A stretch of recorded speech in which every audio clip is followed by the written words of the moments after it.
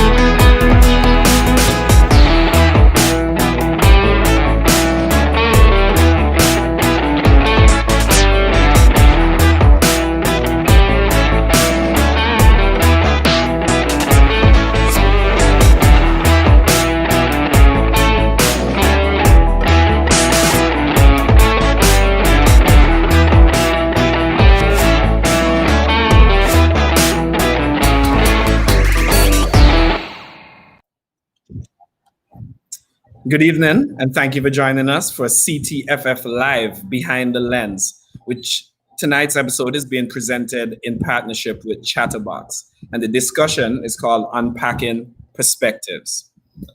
Just a little bit on Caribbean Tales TV and Chatterbox. This partnership is something that came about very organically, and I'm one of the co-owners of Chatterbox, and I can tell you that we're very excited to be partnering with such a notable entity, and giving a voice to a few of the guys that you will see join here this evening. The discussion is called Unpacking Perspectives on this episode of Behind the Lens.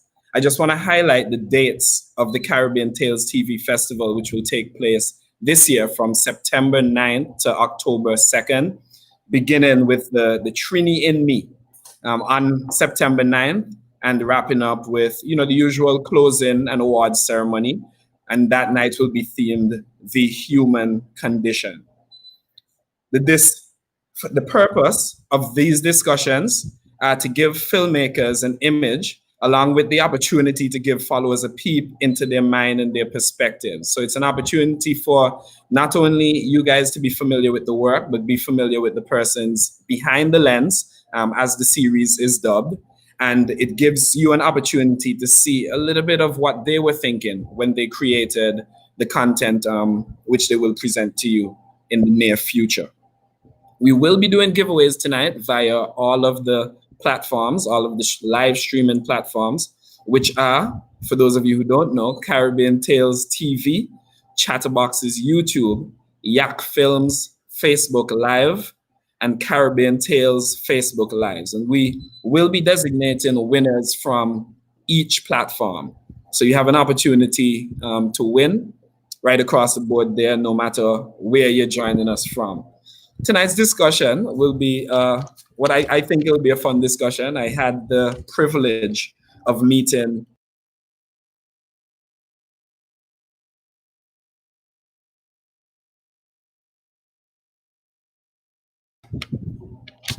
I think that I'm sorry, I seem to just have a little bit of technical difficulty there with my audio. However, as I was saying, I think tonight's discussion will be a fun one. I've had the privilege of meeting our guests prior to the discussion and being able to engage them for myself. And I think that you guys will quite enjoy some of what they will have to share with you. I just want to move along and introduce those guests.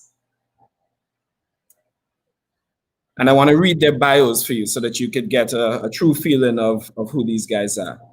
Our first guest is Yoram Savian, who is a filmmaker, writer, and multimedia artist. His pan-genre award-winning on-screen work spans movement-based documentation, narrative documentary for youth, and humanitarian-centric initiatives at home and abroad, including Youth Speaks. Turf Inc., O'Keller, and 14 Plus Foundation, Zambia, and creative work for multinational brands. Savian's creative work spans brands including Apple, Red Bull, Sundance Film Festival, the City of Oakland, Adidas, DJI, Everyday People, Electra Freak, and Adobe. Savian is co-founder of Oklahoma, California-based Yak Films, an international multimedia company that has pioneered innovative filming techniques for street dance. Over the past decade, Savian and his team have built the Yak brand into a household name by filming unique dance talents such as Le Twins in diverse street landscapes across the US, Asia, Europe, Africa, and the Caribbean. Their work is widely distributed via digital media channels, including their own outlets. Yak's YouTube channel has 973,000 subscribers and has garnered nearly 500 million views. Originally from Breton, France, Savian grew up in Oakland and has developed deep roots in his East Bay community, dedicating his time at home to a number of community initiatives, including Youth Uprising, the Turf Fanes Dance Crew, Art Plus Soul, and Destiny Art Center in Oakland, where he teaches multimedia production to up-and-coming dancers, musicians, and martial artists. In 2019, Savian and Yak partnered with Sozo Media to create a short film trilogy in conjunction with the evening-length performance The Just and the Blind, which premiered at Carnegie Hall to a sold-out audience. Under Savian's direction, the films have been met with critical acclaim and continue to screen widely in the US, Caribbean, Europe, and Africa. The first two films in the trilogy are both award-winning and premiered at Lincoln Center, New York, and the Kennedy Center, DC, respectively. The final installment of the trilogy will be released in 2020. I just want to say welcome to Yoram, and thanks for being a part of our panel here this evening. Thank you very much. It's an honor to be here with you. Rashad Fret. Rashad Fret is a first-generation American from a Caribbean background. Rashad Fret was taught from a young age to work hard for his goals. He was always fascinated in the arts, but started pursuing it seriously after joining the US Army. Experiencing 9/11 firsthand when his Army unit was sent to NYC to help with rescue and evacuation, Fret wanted to make a positive impact on society. Telling stories to the power of the media became his passion. Fret furthered his education and honed his filmmaking skills, which got him accepted into the NYU Tisch Graduate Film Program. He's an MFA candidate with a writer-director concentration at NYU Tisch and is a recipient of the 2018 BAFTA HBO Scholarship, the Martin Scorsese Young Filmmakers Scholarship, a 2019 BET Black House Foundation Fellowship at Sundance, a King Wasserman Award winner at 2019 NYU First Run Film Festival, winner of the 2018 DGA Student Film Award in the Eastern Region African American category, Best Student Film at 2019 Bronze Lens Film Festival, 2019's national winner for Gentleman Jack's Reel-to-Reel Film Competition with Omari Hardwick, and the 2019-20 recipient of the Spike Lee Production Fellowship. Additionally, Fret is a cinematographer with work that is screened in prestigious festivals, including South by Southwest, LA Film Festival, San Francisco International Film Festival, American Black Film Festival, Aspen Film Festival, and Berlinale. Welcome, Rashad, and thank you for being a part of our panel here this evening. Thanks for having me. Appreciate it. So the theme of tonight's presentation is Truth to Power. Truth to Power is the theme behind tonight's presentation, and as we expand during the discussion, you will obviously get a greater feel for what we think that means, and obviously you will have a chance to develop your own feelings on what you think truth to power means to you. First, I want to start with Yoram, and I just want you to give us a quick description of your film and any additional comments that you'd like to give to the fans out there prior to them seeing the trailer and so forth. Thank you. I appreciate that. So Fear is part of a series called The Just and the Blind. And The Just and the Blind is a series that was conceived and written by Mark Bamuti Joseph. He's a poet from Haiti that also has roots in New York and Oakland. And he used to run an outfit out of San Francisco called Youth Speaks, known nationwide and actually worldwide for slam poetry.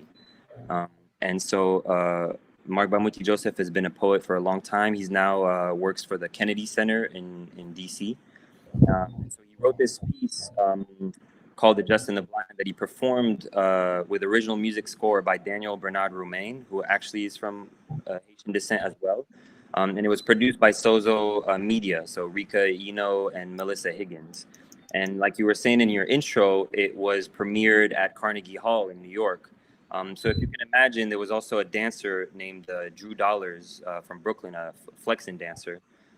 So the show was a collaboration between Mark Bamuti Joseph as a poet, Daniel Romain as the violinist and piano music artist, and then Drew Dollars as the dancer.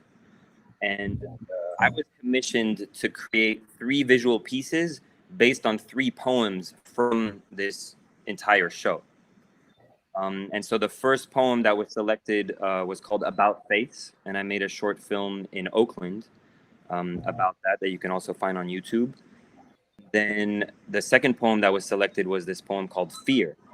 And when we wanted to create this film called Fear, there was a conversation about actually making the film in Haiti. Daniel and Mark both being from Haiti, and me being from France, we had a knowledge of what the history and the meaning of making a film in Haiti today would be, and we really made every effort to try to make that happen. But at the time that we were in pre-production and wanting to make that happen, people were actually pulling out of Haiti. Organizations were leaving Haiti. Right. So we were recommended to not, start a project in Haiti at a time where people were leaving. We had local contacts, we had, a structure to get it started, but we were recommended against it. Because of my connections that I already had developed in Kingston, in Jamaica, we decided to switch production to Jamaica. And that's when the whole idea of Fear kind of took really a life of its own and became the film that you will see today.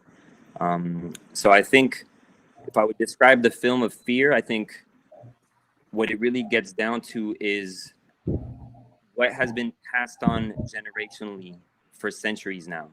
And the idea of fear is how, I think for me, it goes back to this kind of whole divide and conquer approach of what colonialism has done to the world, where it's separated people and categorized people. And so I think Fear talks about, from Mark Bamuti Joseph's perspective, growing up and then having a son now, a Black son in America, and what that means to him in terms of the fears and the concerns that come up with how to raise a teenage son in Oakland, California. So we kind of took that idea, that poem, and adapted it to what that experience would feel like in Kingston, Jamaica. That's one way to summarize it. Yeah, thank you. Very descriptive, and it's obviously it would have been really cool if you guys were able to get the filming done in Haiti.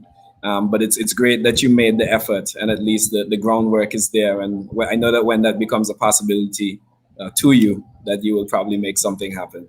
Definitely, yeah. We're looking forward to that.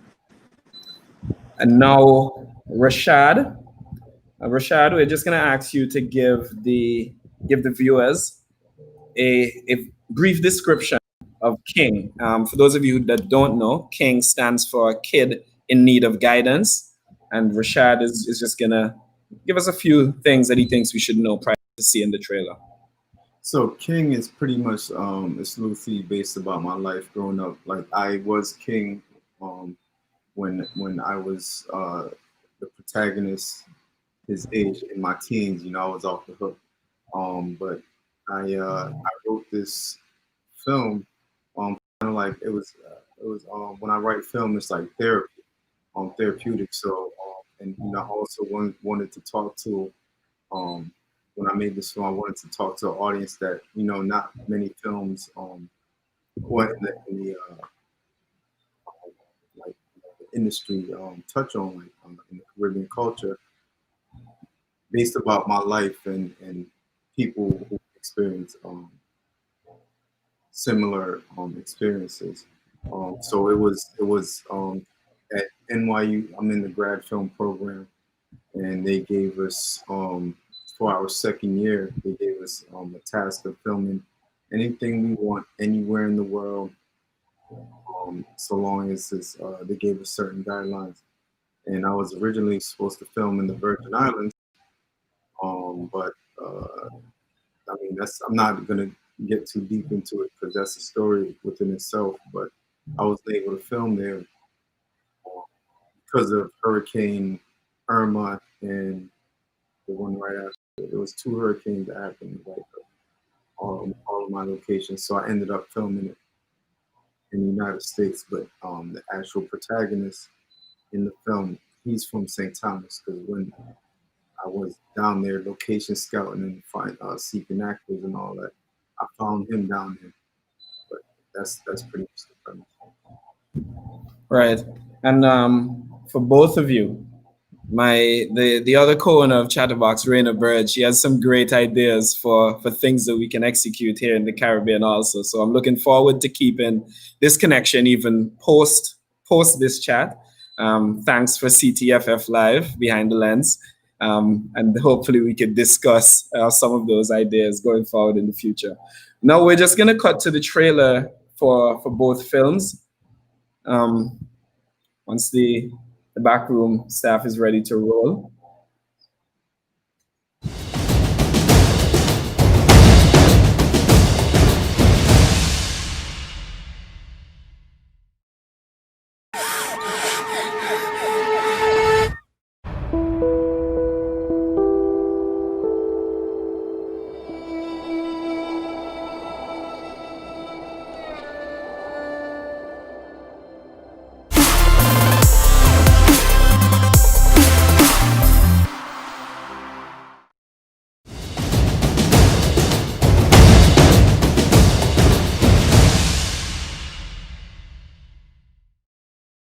Your boy hit my son, make him come out. Take you on your ass, put them and move from in front of me door. But If you pit me get licking to deserve the licks.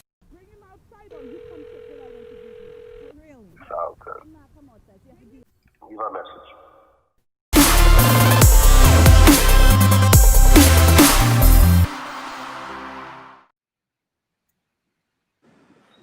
All right, so there you had the trailers, firstly for Fear and then for King. And both films that we're highly anticipating, and I hope that everyone on this live will be checking out at some point in the future.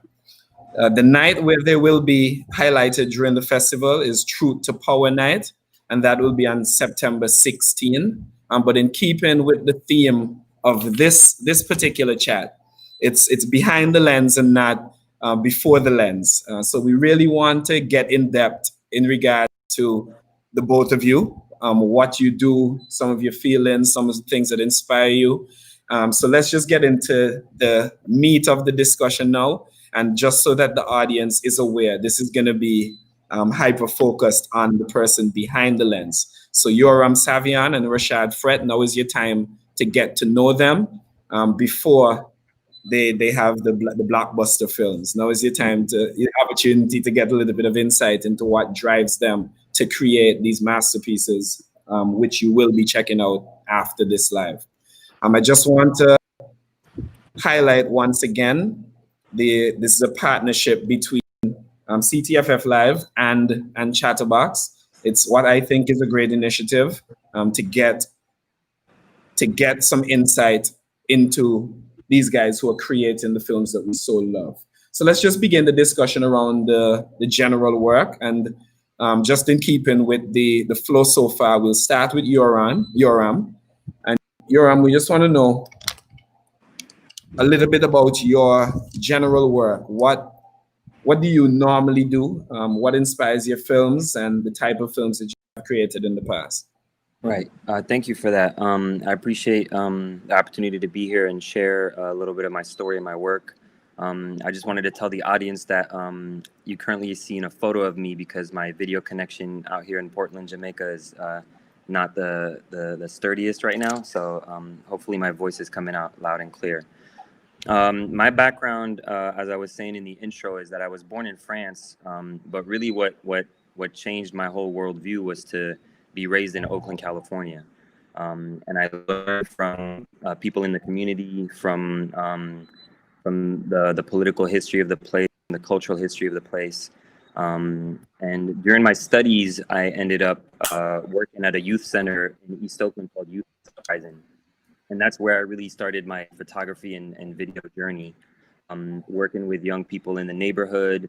I was doing everything from like independent CD designs to photo shoots, poetry, videos, dance. And the dance is really what kind of took off. So there was a lot of dancers in the neighborhood. They were doing a style called turf dancing. Turf is TURF, means taking up room on the floor. And what it came from is people in different neighborhoods having a specific way to express themselves with movement. And when we documented that in film, it immediately kind of took its own life in the neighborhood. Like I want to say that we became hood famous before anybody knew about us. So when we'd walk around in the street, it was like a film crew of Cash Gaines and myself, and then several dancers with us, and we'd be walking in the street and people would just recognize us instantly from this work. And then what happened after that is that it went viral online. So this was the very early days of YouTube. We're talking about like 2008, 2009, 2010. And there's this video called Dancing in the Rain that you can check out on YouTube where it's 4 young men dancing on the street corner. And I think if you look at that video today, it kind of symbolizes kind of the heart of the work that we've been doing for 10 years, which is that we're documenting this universal language that came from a population that was historically underrepresented in media. And when they were represented in media, it was only one version of that story. Whenever people would hear about East Oakland, it was usually because of some incident that happened on the news, some kind of tragedy, some kind of trauma. And so we wanted to portray something that came from a place of joy. And the irony of the whole story is that the video that went viral was actually a rest in peace video. So one of the dancers had lost his brother the night before, and we got up on a Monday on a rainy day, all met up at the youth center like we usually would. And he said, I lost my brother. I'm feeling all this emotion. And so I asked him, like, do you want to go out on the street and, make something? And so we all kind of just went outside in the rain, made this video. And it was a moment of grief. It was a moment of remembering, of loss. And I think that's what people were able to really relate to across the world. And it speaks so much to what's happening still today, 10 years later, in terms of like when the video starts, as soon as the camera starts rolling, the police show up. Like, why is the police showing up? What are we doing? We're just standing on a corner. So it speaks to the over-policing of certain communities in America. It speaks to so many different issues that are still going on today. So just to sum it up in terms of the last 10 years, from that viral moment, we just went out into the world and were just curious to find new talent that had something to say in this universal language of dance. So we went from Japan to Russia to Brazil to Zimbabwe, to Jamaica, to Germany, to every city, pretty much every big urban city in the world, in the United States, and documented street dance. And so a lot of what you see today is a result of that work that we did in the community, pushing out the voices and the movement of young people surviving and expressing themselves and being free. And that's what our work represents to this day. Thanks, your audio faded a little bit to the end, towards the end there. Okay. That's significantly better. But thanks for that. We do appreciate that insight into your general work, and it's amazing the power that social media has in this day and age, man. The fact that you were able to basically build this from that viral video is something that I think is quite important to a lot of people that would be interested in a discussion like this. So sometimes when you're doing, something, whether it's passionate or whether it's funny or whether it's thrilling via social media, just believe in yourself and believe that someone may see it and be inspired by it, and you may get opportunities because of it. I think that's an important message and an important theme. Rashad, just to expound a little bit on your general work as a director. So you want the long or the short one? Short version. We'll take the medium length version for All now. right, medium. All right, let me think about it. All right, so let's go 10 years. So came from the military. I did the military thing. And like since I was young, I've always wanted to do something artful. Like actually, when I first started going to college, I went for acting, and then somebody talked me out of it, and I thank them to this day for doing that.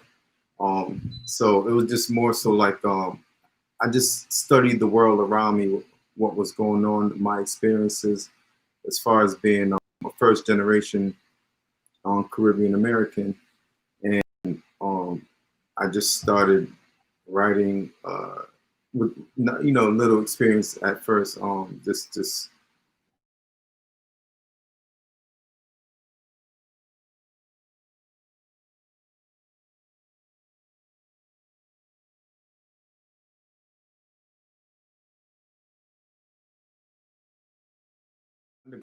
okay, there we go.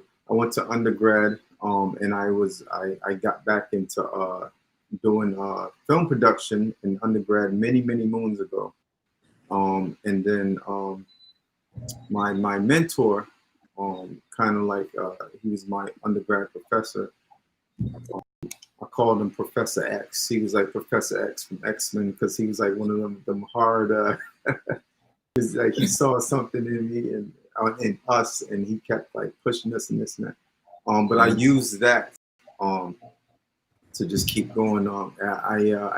10 years ago, actually, I directed a TV pilot that almost got picked up by major networks that the Wall Street Journal did an article on. And it was pretty much like, from where I'm from in Connecticut, it was like our version of The Wire, but like media took over, and they touched on that story. It was inspiring. I mean, even though it didn't take off like how it did,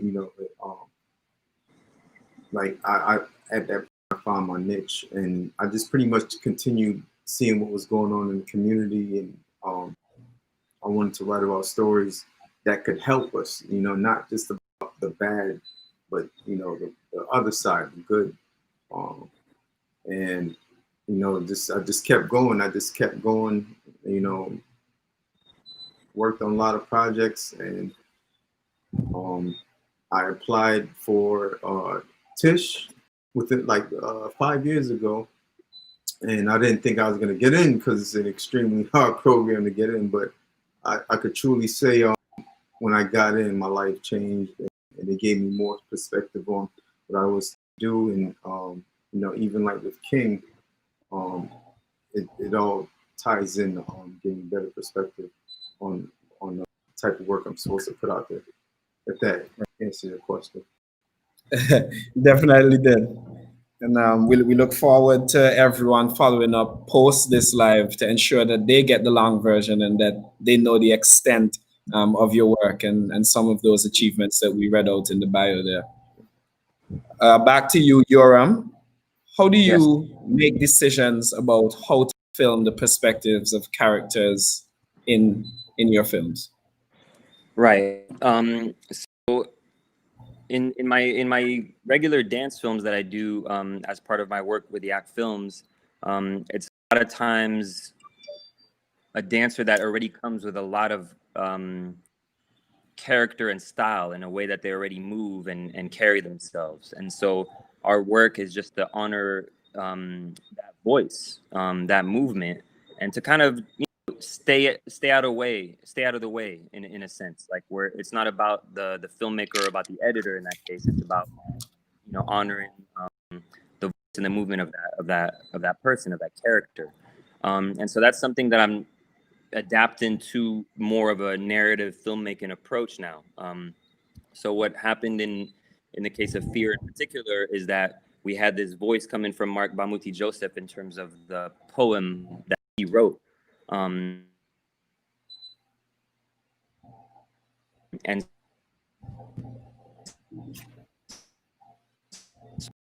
so the work that we had to definitely, in my estimate, we achieved this was by working with an entirely Jamaican cast and crew, and making sure that they understood the story and how they could relate to it and what they wanted to say about this.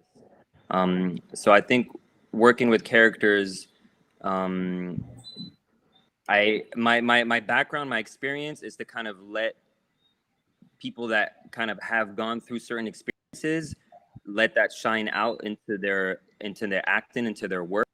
And I think that's the way that you get to like an authentic performance. Like we're in a time where we're not just looking for the stories to be told that haven't been told, but also by the people that haven't gotten to tell them. So that's kind of like the vibe for how we approach things and storytelling. Right. So generally giving a voice to the persons that usually don't have a voice and letting them express that film. Exactly. Richard, I think we got a little bit of insight into your process. You started off by saying King is literally you. Yes. But this is a discussion about your general work and not just King. So if there are other motivational factors that go into that, could you just expound on that for us? Other motivational factors in my work, personally, that goes into your decision on what perspectives to show.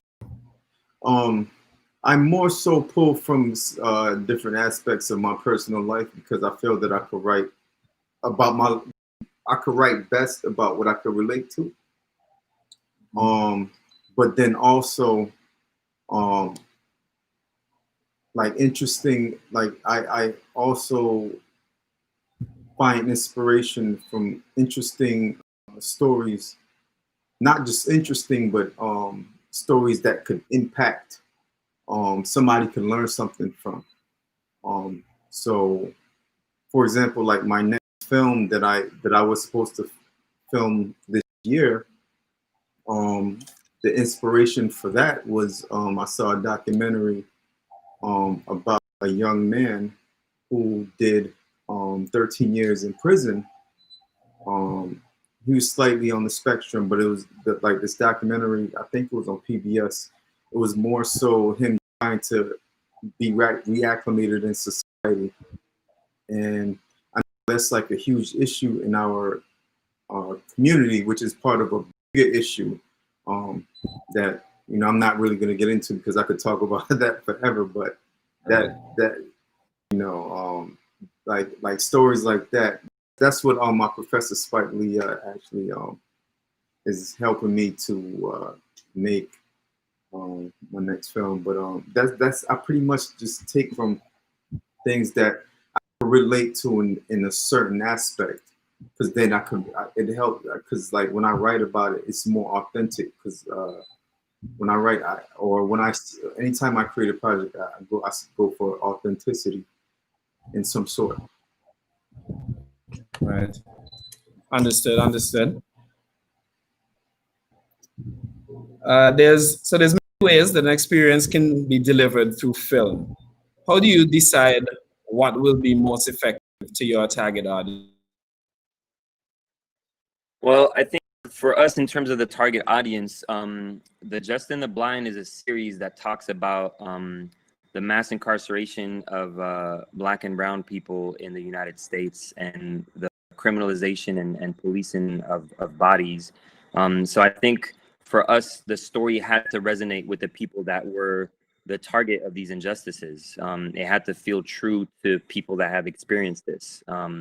And so I think one way to reach the audience, again, going back to character development, was to work with people that have, I would say, a strong opinion or feeling about what we're talking about. You know, everybody on production was coming at it from the perspective of having some relationship to the subject matter, and I think that's very important in terms of how that translates later to the audience. And in terms of the Just in the Blind series as a whole, our idea was to start with the first film in Oakland. The second film was shot in Jamaica, and the third film was actually going to be in Senegal in West Africa. And we were supposed to shoot that in June, prior to the pandemic. So obviously a lot of that has been pushed back now, and we're looking at other avenues.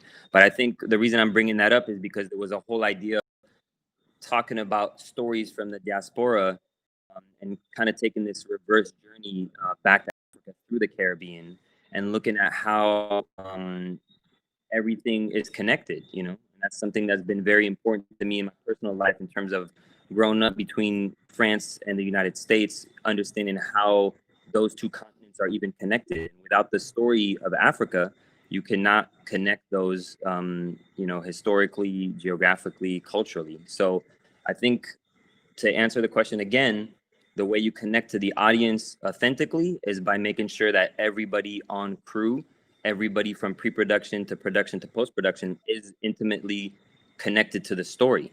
And that's how you're going to get to reach, you know, real people.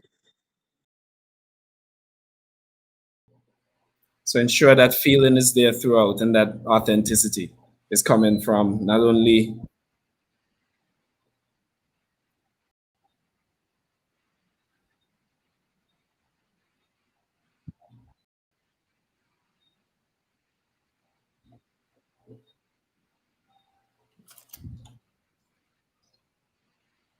yeah. Go ahead, Yoram.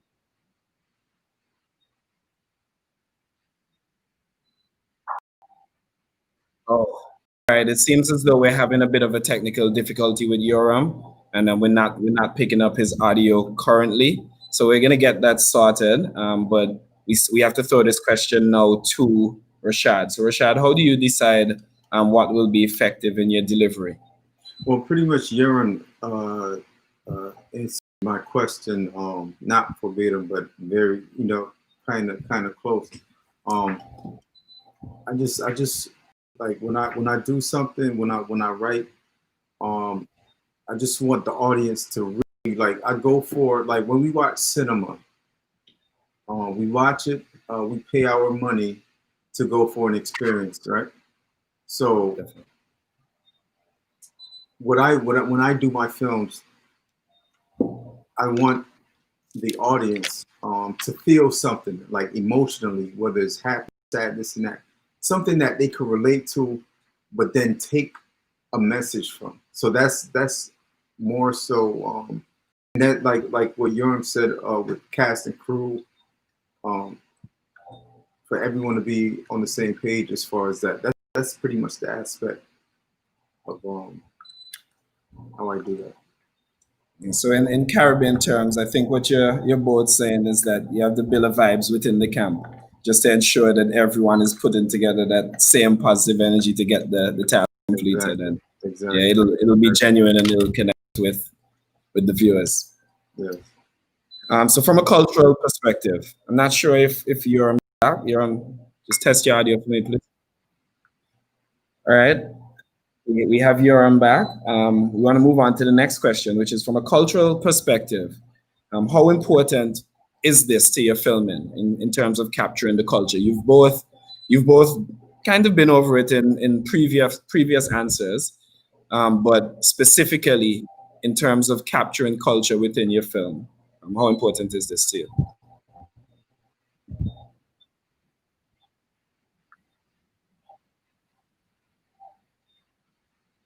Cricket, and the sound can be a little bit, you know, offbeat, or whatever else technical issues could be happening in a piece. If I create something, let's say, just an example, right? Let's say I go to Morocco and I make a film in Morocco, right? as long as the people in Morocco see this film and say this is something that represents us in any way, because I worked with the local, dancer, or because I use local music, or because I filmed at a local monument. If people in Morocco can vibe with it and can relate to it, then I feel like I didn't just go somewhere and put my opinion, my visual on whatever they're experiencing there. I kind of tried to learn from where I'm at and try to relate to them by making something that they can relate to, and I think every culture, every language has something that they connect to, whether it's be music or dance or kind of universal things that we all have on this earth. So I think that would be my main measure of success for anything that I'm involved with, is that if I'm doing a piece in New Orleans, someone in New Orleans watches it and is like, hey, that feels like something I can relate to. And I think that's super important for the work that we do. Right, agreed. Bounce that question to Rashad. Yeah, so I mean, culture in my films is everything. Like the Caribbean culture, that's just a part of who I am. Growing up, I was kind of like split between both cultures. I remember growing up when it wasn't cool to be where I grew up, partially in Connecticut. It wasn't cool to be Caribbean, even though it was a huge Caribbean population. So it was kind of like we would get picked on and this and that. You know what I mean? Because we were kind of like the minority. Right.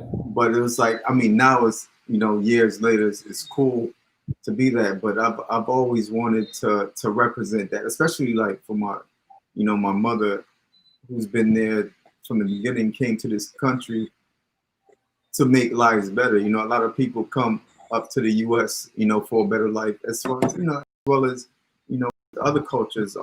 But I for me personally, I think it's mandatory, because even in like when you watch films, the Caribbean community, like we have so much influence in films. So, but when you talk to like when I live in New York now and then, I talk to people and they say, oh, the Caribbean, I go there for vacation and this and that. It's not only a vacation spot. We have so much richness there, and I just felt that, I'm in a space where I could represent our culture globally in other aspects than just being a vacation spot. Right. We are real people. We have real experiences, and that's how I go about my films. Yeah, it would be criminal of me not to give a Chatterbox plug here, because what you have just said, basically that is our motto and our forte. The theme is curating Caribbean culture, and that's what it's about, giving Caribbean people. That's something that my co-owner Raina Bird was very, very adamant on from the onset of this partnership and even the Chatterbox arrangement that we have, is that we want to give Caribbean people a voice in mainstream media. We want that you can go to the cinema and you can watch Caribbean films. When you turn on your iTunes and you look at the top 100, that you're seeing Caribbean music there. This is our entire goal. So it's good that on a night like tonight, where we are partnering with Caribbean Tales, that you express it so eloquently. Can I add one more thing? Of course you can. So let's talk about hip hop for a second. Okay. No problem. Where did hip hop originate from? Who originated Jamaica. hip hop? There you go.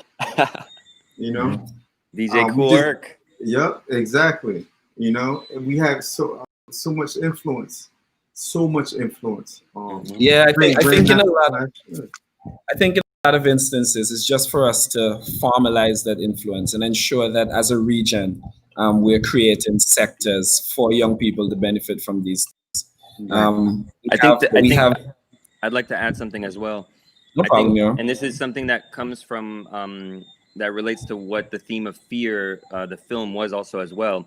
I think if you study the history, to keep it really real and take it even before hip hop even was birthed, a lot of the African people that were stolen and brought to this continent had to go through the Caribbean to then go to other parts of the United States or Brazil or wherever they were taken. And I think it's no surprise that culture follows bodies. If the bodies had to journey a certain way, then the culture also journeyed that way. So to deny that there is a Caribbean source to a lot of the culture in this continent is just a farce. You know, it's just geographically and historically and culturally relevant to talk about the Caribbean in what we're doing today. Yeah, but I think a lot of it is hinged upon education, and I think that things like this and series like this, and even the festival as a whole, plays a huge role in creating our own industries and giving us an opportunity to speak directly to the public and to have them pick up on the cultural relevance that the Caribbean has in all mainstream industries, really. So the work that you guys and Caribbean Tales are doing here this evening should never be understated. I think that it's one of the most important things that I have had the opportunity to be a part of so far, and I think that we can foster some really good relationships out of this and ensure that we do move closer to what sounds like a goal for everyone on this chat, really. So thanks for that, guys. Now I just want to speak a little bit in the same vein. I want to speak about your influences in film. Who it can be persons, it can be things, it can be internal, it can be external. What influences you both, not only to make film? I think we've gotten a bit on what influences you to make the type of films you make, but who are your influences? Who do you look up to?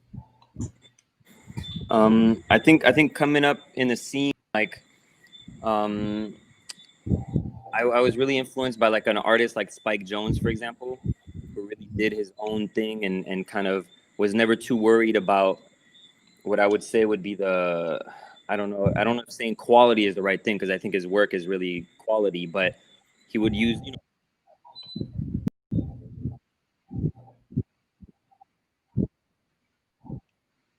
No worries. We'll go back to Yoram once we get the audio issue sorted out. So Rashad, please proceed in telling us about your influences. Basically, who, what, and where influences Rashad Fred. So pretty much, my influence is family. I even though I was born in the States, I understood why they came to the States, you know, and to make a better life and to just put a mark on the world, you know. So that's like kind of like my backbone for what I do. As far as directors, Spike Lee, one of the top. I'm honored to be able to, you know, like, he's my professor, and I get to, like, you know, just you know, exchange a lot of ideas and stuff with him, as well as other directors like Ryan Coogler. You know, I'm inspired by him, you know, by the type of work he do. The Coen brothers, I like that type of. It's like and then besides that, I love a lot of like foreign films, a lot of films from Africa, a lot of films from the Caribbean, this and that. So that's my influence.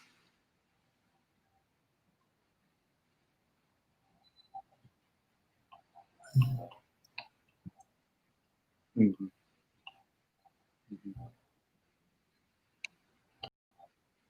Mm-hmm.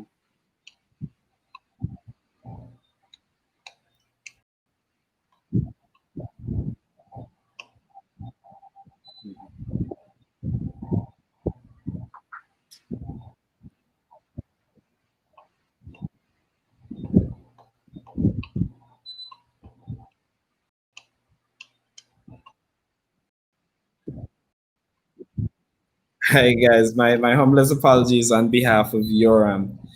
He's having a slight technical difficulty with his audio, and it's causing him to pop in and pop out. But we are trying to rectify that. So we are going to move to the next question with Rashad, and obviously when Yoram rejoins, we will take his perspective. So Rashad, please tell us a bit about your future plans and works in development. What you can tell us, obviously. I know some of it is probably top secret. Well, you know what? One of them it is top secret, but I might as well just, while I'm on air. So 2024, I am running for the presidential election for the United States of America. So I'm going to need your. Is Kanye your vice president? Oh man, no, that's nah. I don't even know that guy. Not right now. Oh, you're running again. I'm not sure exactly how much influence Chatterbox has in those quarters, but every Chatterbox vote is yours. That's what I'm talking about. That's what I'm talking about. All right, I'm sorry. I had to say that. It was just the opportunity was, but for future goals. So my short film King, what you'll be able to watch.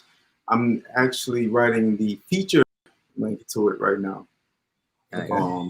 So yeah, I wanna film that so between the Caribbean and the United States. And I've gotten a lot of interest as far as like with Hollywood wanting to help put it together. But I'm just taking time with the script because I want it to come out right. You know, I don't want it to be like a typical story. I want the message to be specific, and like target audience. I want it globally, but I want to represent the Caribbean people properly.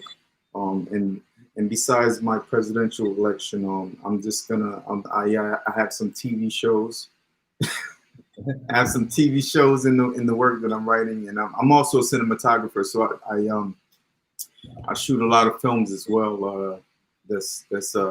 They're tearing up the festivals. So I'm all over the place. I eventually want to create programs to teach inner city kids about filmmaking, because when I grew up I didn't have that, and I think for me that kind of saved me in a sense, from certain situations back in the day when I changed my focus to that. But that's pretty much it. All right, Rashad. So we must take offline the opportunity to probably extend those lessons to the Caribbean, and what areas in the Caribbean we can do that, obviously in collaboration with Chatterbox. So we'll have a offline discussion on that, because I think that's very interesting. And as you would know, in the Caribbean, we still kind of lean towards the more traditional areas of work. You know, if it's either lawyer, doctor, you study business, things like that. And I think the opportunity is there because the talent is there and the numbers are there to hone some of these other industries, whether it be sports, whether it be filmmaking, whether it be music. And it's just, again, education. Once they know what it is, and then they can make an informed decision rather than just saying. They can make an informed decision on whether they want to do filmmaking. We could see the next Rashad Fret and the next Yoram Savian coming possibly directly out of the Caribbean. So Yoram, I just want to take your thoughts on that. I think that you were taking us through your influences in film, but we want to hear a little bit about your future plans and works that you have in development also. Right. So I hope the audio doesn't cut out just when I have to talk, because I'm about to say a little bit. So for the future right now, we're gonna do part 3 of the Just in the Blind series. So stay tuned for that. We have some work in development right now. I also just completed a kind of unexpected feature film during COVID, because as a resident of Oakland, California, I was working at a youth center called Destiny Arts, and usually we do a theater show every year. And because of COVID, we weren't able to do the show, so we decided to turn it into a feature. And so as we were working on this feature that was basically about the story of families in Oakland that have lost their children to some kind of violence or disruption of their lives. That was the theme of the film before COVID even started, or of the show before COVID even started. And then when it became a film now, then George Floyd happened at the same time. And then Breonna Taylor, like all these things that have come up, and we went into the street and protested. So the young people from the youth center actually led protest in Berkeley and Oakland. So we have this really unique feature that developed out of just real life that we're working on now, and we finished it, and we're in post-production now. And another thing I wanted to shout out is I'm continuing my work in Jamaica. I just worked on a big music project for Indig Collective. So Savannah, who is a music artist, happened to be the assistant director on the film Fear. And so we've since collaborated on her own music release called Be Somebody that you can check out. And Gabrielle Blackwood, who's the DP for Fear, also just finished shooting her music, Savannah's music video called Mango, that you can also go check out on YouTube. So a lot is happening, and I'm grateful to be able to meet Dario through this process, and Rashad, and I hope that we can collaborate at some point, because yeah, that's kind of the point of doing this work, and keep building community like this. Definitely, I'm extremely optimistic about the opportunities that could come out of this. Just tell us a little bit about your view on Ctff and how excited you are to participate in this year's festival. Yoram? I mean, for me, it's such a great honor. I can't overstate it enough, because, like, imagine we embarked on this process of trying to make this film in Jamaica. Like, that was a huge undertaking for us, because there was so many unknowns, so many things that we had to figure out. And the fact that it gets such a good reception from people in the Caribbean, and that it would even be included in a film festival in the Caribbean, is such a great honor for us, and gives us a very good hope for the future in terms of how we move into the world and how we collaborate with people, because the goal for us is really to honor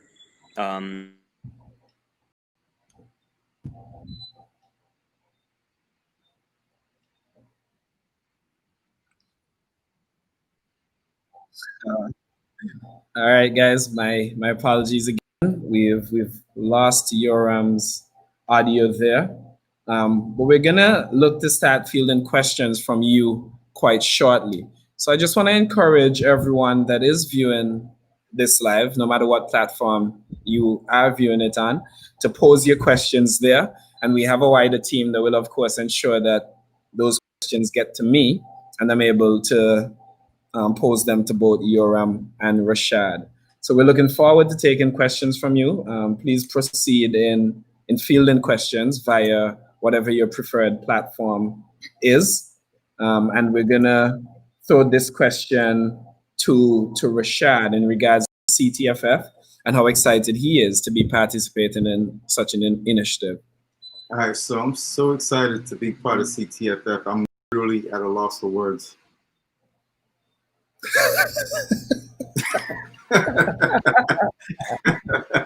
I'm sorry.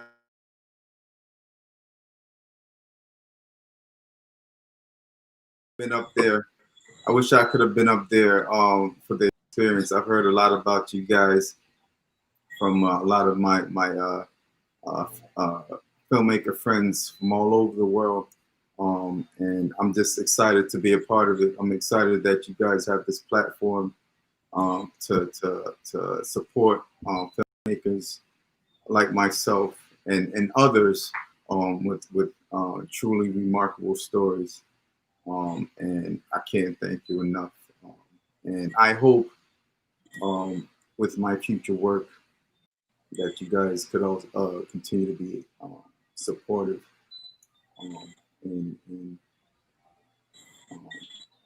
All right. Thank you, Rashad. As mentioned prior, we're gonna have giveaways on each platform tonight. So I'm just gonna throw out a question, which I get to choose for viewers on all platforms, and we'll pick the winners and randomly, and we'll send them to you. Obviously, correct answer, and then we'll pick the winners randomly, and we will contact you to give you access to one night of the festival. And my question to the viewers is, please give me the date of Jamaica night, which is titled Boom Flick. So if anyone, the first persons to give me the date of Boom Flick via their preferred method of viewing this live will get the opportunity to win access to one night of the festival.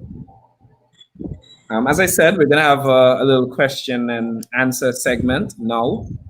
I just wanna highlight the fact that September 16th, which is Truth to Power Night, will be geo-blocked, unfortunately, and can only be viewed by those in Canada and the Caribbean.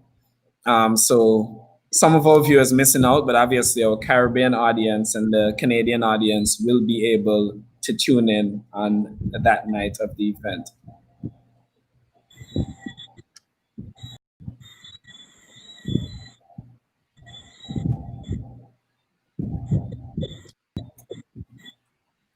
I'm sorry, sorry for the dead time. I just want to throw out another question, which has been posed by the marketing team for winning tickets to the event. The new question is, how many years is Ctff celebrating this year? So leave the answer to that question along with ensuring that we will be able to contact you in the near future, and you will have a chance to win access to the night of the festival. So question from Facebook, from the Caribbean Tales Facebook Live. What change would you like to be and see in the filmmaking industry? And we'll start with Yoram, as long as his audio connection is okay. Yes. What change would you like to be and see in the filmmaking industry? Right. I don't know. It's taken me a long time to consider myself part of the filmmaking industry, in the sense that it wasn't the most welcoming environment growing up. It seemed like something that was just out of reach. All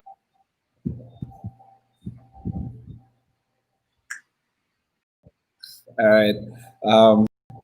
As has become. Okay, sorry about that. So all right, I'll keep it short. But no worries, Yoram. The change I want to see, coming from the YouTube background, you know, like that's really was the launch for us. I just encourage all the young filmmakers around there to tell your stories. Don't let technology or lack of access or even mobility in the world keep you from sharing your stories. You know, if you got a phone, you have a camera. You know, if you have a pen and a paper, you have ability to write a story. And I would just encourage everybody to just kind of take back the methods of production, I guess, is the overall thing. It's like, don't wait for the Hollywood or the Netflix to sign the deal. Do the work now, you know, and you can use so many examples that exist now of people that started from, you know, like Rashad mentioned Ryan Coogler, or, you know, I mentioned Boots Riley, or like people that came from very diverse backgrounds that made it in filmmaking. And the change I want to see is that things don't get funneled like they've been funneled historically, and that we reverse that, and that the people kind of drive the storytelling and the production of the stories that we want to see. Thanks, Yoram. Same question I'd like to toss out now to Rashad. What change would you like to be and see in the film industry? The change that I would want to see, which is currently happening, is just it's as simple as equality for all filmmakers across the board, especially underrepresented cultures, because the world is not made up of just one group. It's made up of many of us, many of the experiences, and we all share this thing called life, you know, and we know it'd be interesting to see different aspects of that we all share together. Thank you. And we have a question from the Chatterbox YouTube page, and someone is asking me, do you guys plan to visit other Caribbean countries and do filming anytime in the near future? I would say definitely, like from the intro, I was talking about IT and like wanting to film there at first. I also have some connections in Guadeloupe. Before the whole COVID thing happened, I had a bunch of dates scheduled for various places. But yeah, I think right now, I mean, the thing that's important to say is that a lot of the island nations kind of have an opportunity to kind of refocus on what is truly important in terms of this whole COVID approach. When you're on an island, you're very aware of the fact that it comes from the outside, and so in terms of outside influence and in terms of what needs to be created from the inside, I think there's a whole conversation happening. I'm obviously an observer and just on the periphery of that, but I just want to keep supporting local production and yeah, making sure that the stories. Right now, I'm almost based in Kingston now, so we'll see how this develops in the future. But for me, it's Jamaica first for now, but then we'll see wherever the trade winds blow, you know. Yeah, I went to school in the U.S. For 4.5 years, and one thing that I always found interesting is that whenever it was story time, and I would give stories from back home, how unrealistic it sounded to some of my peers. Just because the experience is so different and it's not usually brought forward in the mainstream, so a lot of people don't necessarily know of things that seem normal to us at this point in time. So it is one of our goals as Chatterbox to ensure that we expound on that, and I think that's something that we've discussed earlier as being an interest for everyone on this live. Rashad, what about yourself in terms of visiting other Caribbean territories and doing filming? All right, I'm gonna admit, I'm terrified of flying. So I would visit every island possible.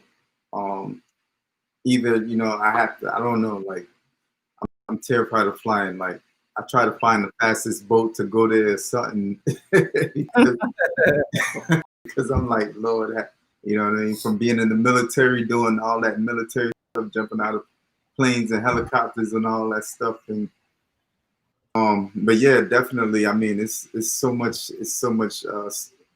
amazing stories down there that I definitely want to do films all over the Caribbean and just bring it more to the forefront, because we've been there all along. Just like with with other cultures, we've been there from the beginning. But I think the perception is a little misconfigured, but we've been there all along, and I'm gonna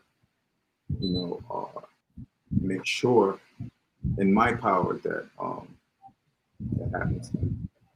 Yeah, so we're going to try to bring it to the fore. I have another question coming in from the Caribbean Tales Facebook Live, and that question is: at your most disheartening moments in this industry, what was the fire that kept you pushing? And we're going to start with Yoram. Wow, they're getting deep on Facebook. Okay, hold on. I think that's interesting. I think what's been most disheartening for me in this current situation is that we're still talking about the same things we were talking about 10 years ago. And the only reason I'm saying 10 years is because this is when I started, filmmaking and creating visuals. And it's just incredibly frustrating and yeah, disheartening that we have to talk about the same things 10 years later. Like, I would have thought, and if anything, things have gotten worse from 10 years ago. So I don't understand what needs to change, if it's a governmental level, if we're now past governments, if we're on a global level, or if culture can do this alone, if music artists and filmmakers and artists can just take over at this point. I don't really know what the solution is, but I'm going to keep fighting for a way so that 10 years from now, when Dario and Rashad and I are meeting up for this live, we're talking about a whole other thing. Like, I'm talking unicorns and like intergalactic spaceships or whatever. I just don't want to have to tell stories about what we're still talking about right now. I just want that to be obsolete. I want stories about violence directed towards Black and brown bodies in America to be period pieces 10 years from now. You get what I'm saying? Right. And it's a change that has to happen basically from the outside, to ensure that we're not talking about the same things 10 years from now. I just want to announce the winner. The winner from, I think this may be from the Chatterbox YouTube. I think that winner may be from the Chatterbox YouTube, and that winner is Karen Willett. So Karen, please ensure. Thank you for tuning in. Hooray! Big up. Yeah, so big up Karen. Karen, please ensure that we can get in contact with you via the same medium, and we will ensure that you get your prize.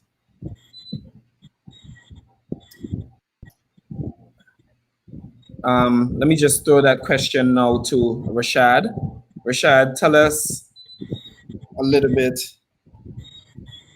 Sorry.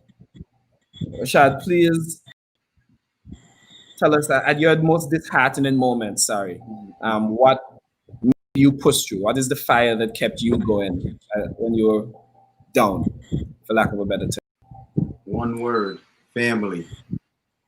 That's it. Family. Family. You're speaking about immediate family, extended family, or family in the sense of friends and family that are close to you? All of the above. Right. I mean, it's just like, it's just, I take my influences from them, just watching them on a day-to-day, and it's just, yeah, family. That's pretty much it. Thanks for that. Guys, I just want to say that we're coming up upon the end of our live discussion here. And I'd like to thank you from Chatterbox and from Caribbean Tales for taking part in this discussion. I think that it was a very fruitful one, and one that will definitely be beneficial to everyone on the live, and I think the viewers also. And looking forward to seeing both of your films on Truth to Power Night on September 16th during the festival. Just give yourselves a plug if there's anything that you... 7 days before my birthday. And that's 7 days before Rashad's birthday. So in a week after that, we're going to remind everyone to tell Rashad happy birthday via social media. And I'll leave my Cash App too. My Cash App. Don't forget. Don't forget. My Venmo, Cash App, Zelle, all of that. And he is taking monetary donations. It is expensive. Not at all. It's a joke. Yeah, but you might need it for your presidential run, man. Oh, there you go. Exactly. Presidential donations. There you go. Rashad, Fret 2024. There you go. I'm gonna make the shirt. Rashad is coming. There you go. Rashad, since you're already active, just take this chance to give yourself a little bit of a plug and any parting words that you have for the viewers of tonight's show. Just keep doing positive things in society. We're gonna get through this. 2020 has been crazy for everybody, including myself. But you got to keep pushing through. put positivity into the world, pay it forward, you know, be there for your friends, family, just you know, just do the right thing. Like Spike would say, do the right thing. Rashad. Yoram, any parting All right, words for the viewers? let's see if Dario will let me finish these last few words. So thank you, first of all, Dario, for hosting this. Thank you, Rashad, for joining us live. Thank you, Caribbean Tales. And I want to say to people, the lessons that need to be learned right now in this moment, please make sure we carry them into the next moment. There are significant lessons that need to be learned right now in terms of how we treat family, in terms of how we treat others in our community. And I think we all came to realize during COVID how important it is to have a strong, you know, family circle, a strong community circle, right? How to be on the same page. So I think whatever lessons those are right now, keep those into the next part of our lives when hopefully we've gone past this and we can get back to some feeling of normalcy again. That's what I Thank you, Yoram. Obviously, I just want to remind you guys that from September 9th to October 2nd, the festival, the Caribbean Tales Festival, will be taking place. The theme of tonight was, the theme of September 16th will be Truth to Power, where both Fear and King will be on display. You can purchase tickets and festival passes at CaribbeanTaleFestival.com. We're encouraging all of our viewers to follow Caribbean Tales on social media platforms.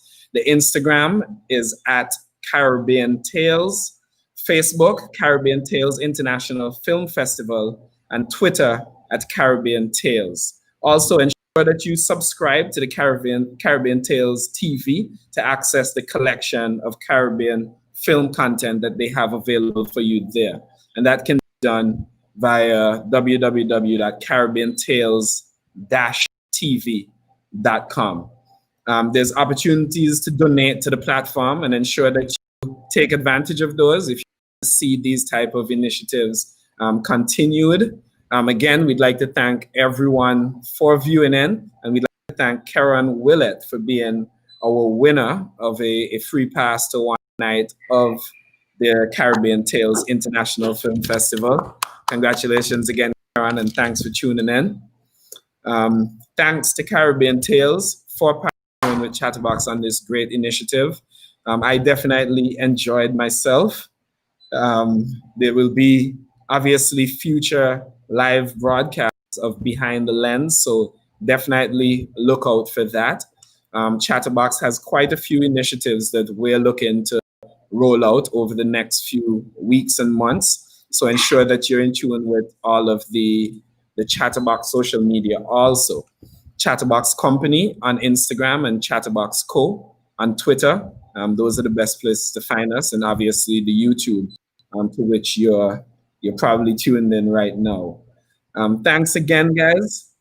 And I'd like to know, on behalf of Caribbean Tales TV and on behalf of Chatterbox, sign off. So ready, set, 15.